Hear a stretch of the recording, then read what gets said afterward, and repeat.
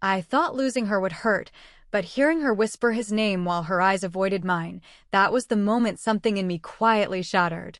And if he meant nothing, then why was my heart the one she broke to save him? I'd been gone only a few months, working late nights, chasing deadlines, trying to stabilize the kind of life I could someday share with her. The entire time, I held on to this image of her waiting on the other side of the silence, the way she used to. Warm smile, soft eyes, that gentle tilt of her head when I walked into the room, as if my presence alone eased something inside her. But the moment she opened the door, I knew something had changed. Her smile arrived a second too late, shaped too perfectly, like she had practiced it in the mirror. Her eyes didn't linger on me the way they used to.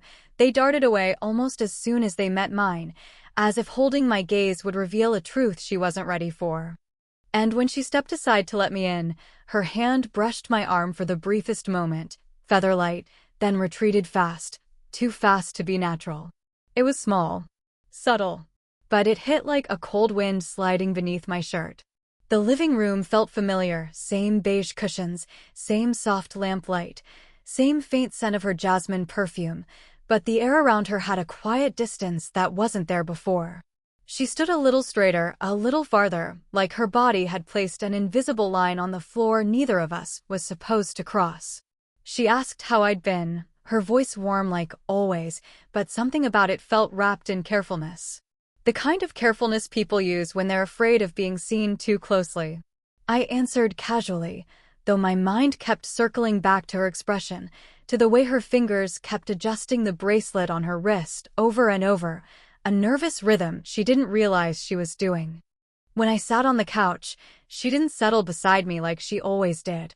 Instead, she chose the armchair across from me, smoothing her dress unnecessarily before sitting down. A small, polite distance. But to me, it felt like a gulf. I watched her tuck a loose strand of hair behind her ear. Normally, she did it with ease, without thinking. Today, her movements were controlled, deliberate, as if she was trying to keep herself composed. Her perfume drifted toward me when she shifted slightly, soft, warm, floral. The familiarity of it only intensified the unfamiliar distance between us. Every detail whispered the same message. Something is different. Something is hidden. She kept asking me little questions about work, about travel, about whether the weather had been cold in the cities I visited, but her voice had a quiet strain beneath it. She smiled, but the smile didn't reach her eyes. When she laughed, it was gentle but too short, like she cut it off before it could become real. And the whole time, I sat there pretending to be the same version of myself she remembered, while inside, a single thought repeated itself, steady and cold. What happened while I was gone? We were sitting in her kitchen, her favorite space in the house. It always felt warm there, even in silence. The soft hum of the refrigerator, the faint aroma of chai leaves, the way the evening light slipped through the curtains and turned everything a gentle gold.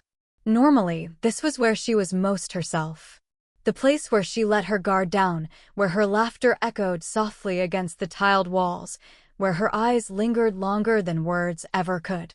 But tonight, even the warmth of the room couldn't bridge whatever new distance lay between us. She poured tea into 2 cups, and I noticed her hand tremble slightly, not in a dramatic way, just enough that the spoon clinked against the porcelain as she stirred. She didn't acknowledge it. I didn't either. We were both pretending everything was normal. She set my cup in front of me, her fingers brushing the table instead of my hand like they used to.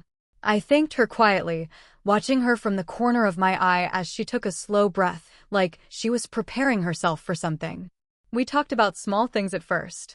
I told her about the crowded trains during my trip, how the city lights looked from the office balcony, how I'd missed her cooking. She nodded, listening with polite interest, but her gaze kept drifting toward the window, as if some thought outside the house kept pulling her attention away. Then it happened, quick, unintentional, but it shifted the entire evening. She mentioned his name.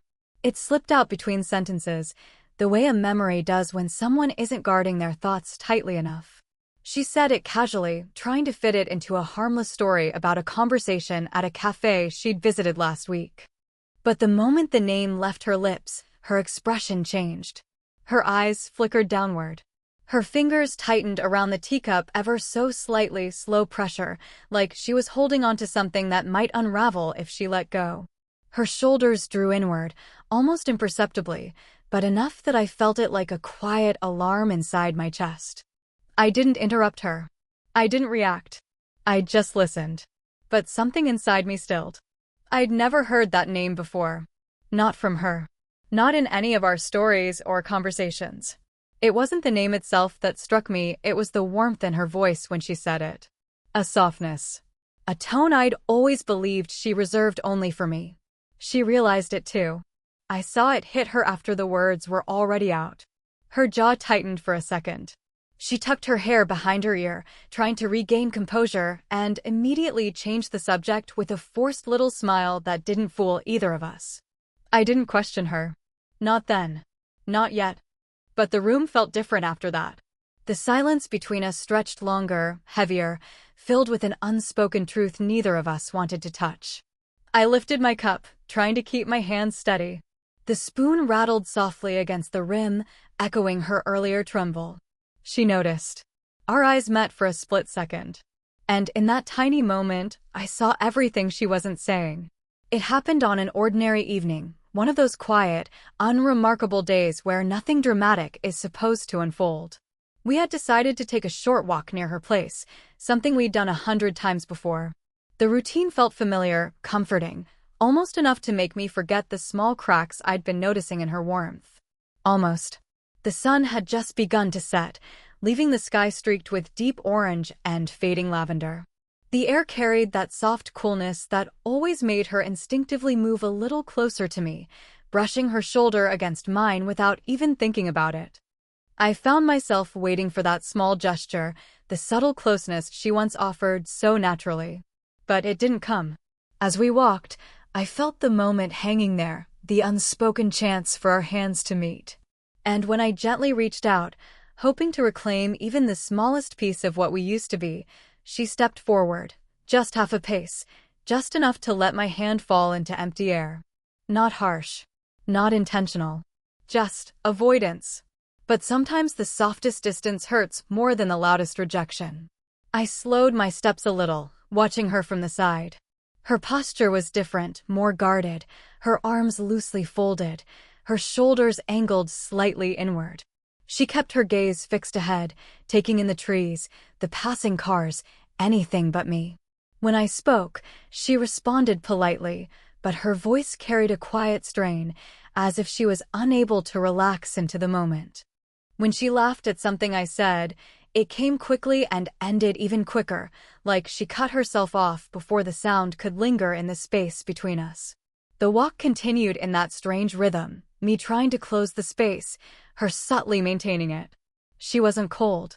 She wasn't dismissive. She was absent. Present beside me, but emotionally somewhere else entirely. At one point, the breeze grew stronger, brushing against the bare skin of my arm. It should have felt refreshing, but instead it reminded me of the warmth that used to be there, her hand slipping into mine with that gentle certainty, the soft pressure of her fingers interlacing with mine, the way her thumb used to brush lightly across the back of my hand when she thought I wasn't paying attention. Now, the space where her touch used to be felt painfully exposed. We paused near a small park bench. She sat down first, smoothing her dress with a distracted gesture, her eyes scanning the ground as though lost in thoughts she didn't want to share. I sat beside her close but not too close, and the gap between us felt larger than anything physical could measure. I asked if everything was all right. She smiled, nodding, eyes meeting mine for a moment before drifting away again. A polite smile. A practiced response. My chest tightened. Because I could see it clearly now, the slow unraveling, the silent pulling away, the truth she was trying desperately to hide inside small gestures and half-answers. Something was slipping from her. Something she was afraid to say. And I could feel myself losing her one quiet step at a time. I hadn't planned to confront her that night. I told myself to wait, to let her come to me when she was ready. But there's a point where silence becomes its own kind of cruelty. Every look she avoided, every soft retreat of her hand, Every gentle smile that didn't reach her eyes, it all pressed against my chest until I couldn't breathe around it anymore. We were sitting in her living room, the soft lamp casting a warm glow that usually made the space feel comforting. Tonight it felt dimmer, heavier, like the walls themselves sensed what was coming. She sat across from me, legs crossed, fingers resting lightly on her knee. Her posture seemed relaxed, but her eyes kept drifting toward the window, toward anything that wasn't me. I watched her for a moment, trying to memorize the quiet details, the way the light touched the lines near her eyes, the soft rise and fall of her breath, the gentle curve of her hands. I loved those little things. Maybe that's why it hurts so much to see them wrapped in distance. Finally, I said her name soft, steady, but unable to hide the tremor underneath. She looked at me, and something in her expression tightened, just slightly, like she knew exactly what I was about to say. "What changed?" I asked. My voice didn't break. It didn't accuse. It was simply tired. Tired of guessing, tired of pretending, tired of being held at arm's length. She opened her mouth, then closed it again. Her fingers tensed on her knee, her thumb brushing back and forth in a slow, anxious motion. She looked away, drawing in a long, shaky breath. When she finally spoke, her voice was barely above a whisper. "I met someone." The words didn't crash over me the way I imagined heartbreak would. They landed quietly, like a small weight placed carefully on top of a pile that was already unstable. But I felt something inside me shift, crack, make room for a pain I wasn't prepared to carry. She continued, her words stumbling, as though she had to push each one past her guilt. "It wasn't planned. It wasn't anything. He was just there when I was feeling lost. I didn't expect it to mean anything. I didn't expect it to matter." Her eyes filled with a soft panic as she spoke, as if she wanted to defend herself and apologize at the same time. I didn't interrupt. She clasped her hands together, squeezing them tightly until her knuckles turned slightly pale. I was lonely and confused, and when he appeared, everything felt simple. He didn't ask much of me. He didn't make me feel exposed or vulnerable. With him, I didn't have to confront the parts of myself I kept hiding. Her voice cracked on the last word. For a moment, the room was silent except for her unsteady breathing. She wiped at the corner of her eye quickly, trying to hide it, but the tremble in her hand gave her away. "I never meant to hurt you," she whispered. "You were just too real, too close. And I was afraid." I looked at her, really looked, and realized the truth she hadn't said outright. She didn't choose him because he was better. She chose him because he was easier. And somehow, that hurt more than anything else she could have confessed. For a long moment after her confession, the room felt suspended, like even the air didn't know how to move around us. She sat across from me, shoulders drawn in, hands clasped tightly in her lap, as if she was holding herself together piece by piece. I wasn't ready to speak yet. I needed to steady the shaking inside me, the quiet implosion happening somewhere behind my ribs. I didn't yell. I didn't break. My voice, when it finally came, was steady, too steady for how much I was hurting. "Did you love him?" She flinched, the question hitting her harder than I intended. Her fingers untangled from each other, then clasped again. She shook her head instantly, almost desperately. No, it wasn't like that. It wasn't love. It wasn't anything." Her voice trembled on the last word, and she pressed her lips together to steady herself. But the shaking inside me didn't stop. I leaned back slightly, letting the edge of the sofa catch my weight because I suddenly felt unanchored, like the floor had shifted without warning. She watched me with wide, uncertain eyes, as if she was terrified of what I might say next. I took a breath, slow, deep, steady, and asked the question that had been quietly building inside me since the first moment she pulled her hand away on that walk. "If he meant nothing, why did you break my heart for him?" The question left my mouth calmly, but inside, it tore something open. She froze. Completely. Her breath stopped, caught somewhere in her throat. Her lips parted slightly, like a word was about to form, but couldn't make its way out. Her eyes softened in an instant, not with affection, but with painful recognition. She knew the answer. She just couldn't say it. Her hand moved instinctively toward me, stopping inches from my arm. Her fingers hovered there, shaking, uncertain, aching to bridge the distance, but afraid to touch me without permission. The hesitation itself felt like a confession. When she finally spoke, her voice was a fragile whisper. "I didn't break your heart for him. I broke it because I didn't know how to face my own." Her eyes glistened, and she blinked slowly, as if trying to steady the weight of her own words. She let her hand drop back into her lap, curling her fingers inward as though they remembered the warmth of my skin and missed it. I swallowed, the ache in my chest tightening. "That doesn't make it hurt any less." She bowed her head, her hair falling forward, shielding part of her expression. But I still saw the way her shoulders trembled, the way she inhaled sharply, holding back tears she didn't want me to see. The guilt in her silence filled the room, heavy enough to press against both of us. "I know," she whispered. "I know. And I'm so sorry." Her apology didn't fix anything. It didn't close the wound. But it cut deeper because I could hear how much she meant it.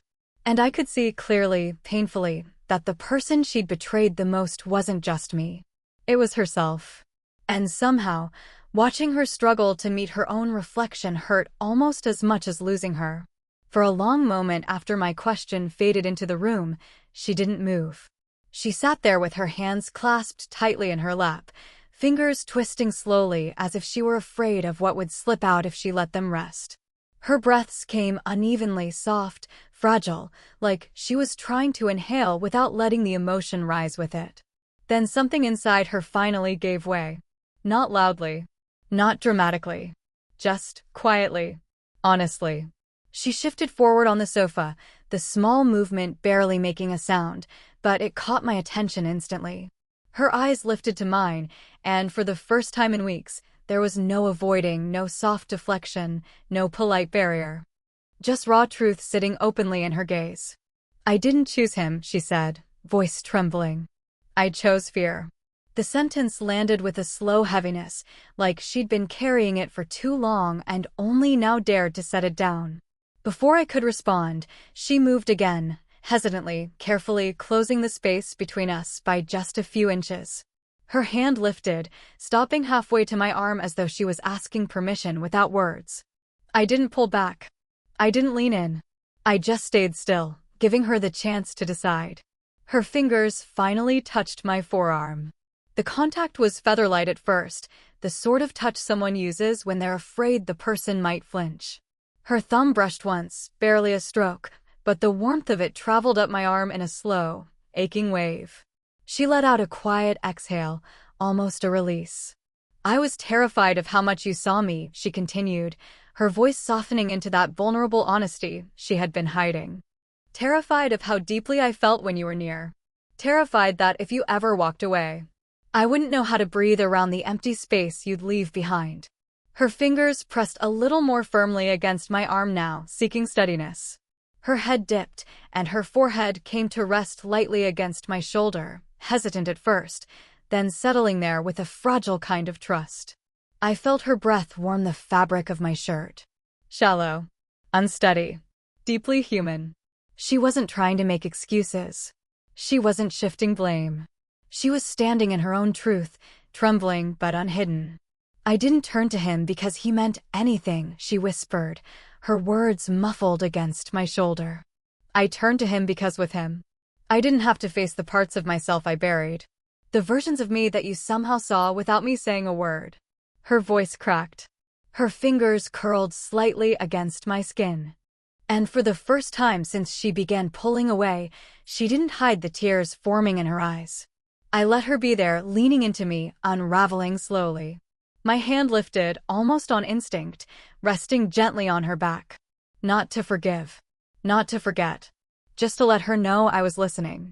Her whole body softened under the touch, like she'd been holding herself rigid for weeks and finally let herself breathe again. "You weren't too much," she whispered. "You were the only thing that felt real." And real scared me more than anything. And as her words settled into the space between us, I realized this moment wasn't about the other man. It was about the truth she had finally stopped running from, and the truth we now had to face together. The room was quiet after her confession, the kind of silence that stretches long enough to hold every unspoken feeling between two people.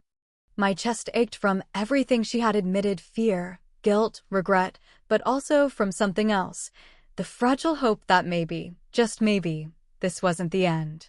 She remained close, her forehead resting lightly against my shoulder, her fingers tracing slow, tentative patterns on my arm. I could feel her heartbeat against mine, uneven, but steadying with each passing second.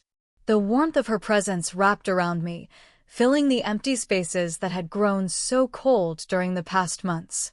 I didn't speak immediately. I didn't need to. Words felt clumsy and inadequate. Instead, I let my hand rise, settling on her back with a careful, steady pressure. It wasn't an embrace, not yet. It was a promise that I was here, that I wasn't walking away, that she could exist fully without fear of judgment. Her body softened at the touch, the tension in her shoulders easing slowly. She tilted her head, lifting her face to meet mine. The vulnerability in her eyes was raw, unfiltered, and it demanded something from me, a willingness to see her without the shadows of the past clouding my judgment. I don't want to lose this," she whispered, her voice barely audible, trembling with the fragility of hope. Neither of us moved immediately. We simply sat together, close enough for our shoulders to brush, our breathing interlacing. I felt the warmth of her hand shift, sliding from tentative strokes to resting fully in mine. The contact was soft but electric, a quiet tether connecting us in a way that words could never achieve. I smiled, a slow, steady smile that carried relief, patience, and the weight of everything we'd survived. "We don't have to rush," I said. "We can take it one step at a time." Her eyes glistened with unshed tears, but this time, they were not fear or regret. They were something lighter, almost trembling with relief. She nodded, her hand squeezing mine gently. There was no rush, no pressure. Only a shared understanding that the slow, careful rebuilding of trust was worth more than any hurried apology or instant reconciliation. She shifted slightly, leaning against me with a quiet confidence she hadn't allowed herself before. I felt her breath warm against my chest, her hair brushing softly across my shoulder. Her fingers grazed my jawline lightly, a tender acknowledgement of everything unspoken between us. The touch was deliberate, patient, intimate, but safe, respectful, and profoundly human. For the first time in weeks, we allowed ourselves to simply exist in this closeness, without guilt, without fear.